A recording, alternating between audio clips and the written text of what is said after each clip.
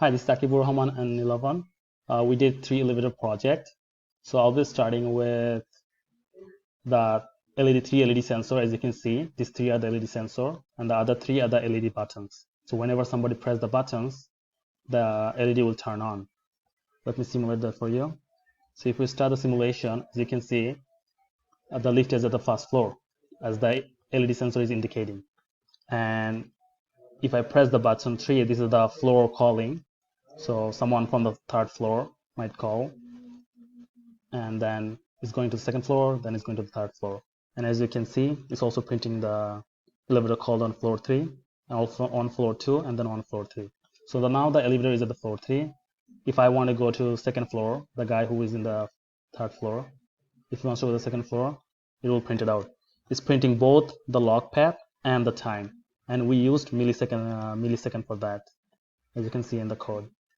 And for the emergency, if I demonstrate that you, for example, let me take it to the 1st floor, and someone's going to the 3rd floor, and I hit the emergency stop, and it will stop right away. It will take it to the 1st floor, as the emergency.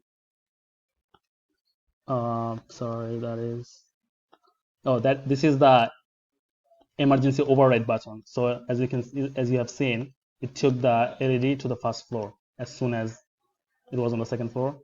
But if I do the emergency stop, I can click on the 3rd floor. Let me to the 1st floor, and I hit the emergency stop. It stopped here right away. So if I again do the 1st floor, it will not work since it stopped there. So as you can see, the elevator is running well, and it's also printing the time. And for 24 hours, as you can see, if it has passed more than 24 seconds. I put 24 seconds I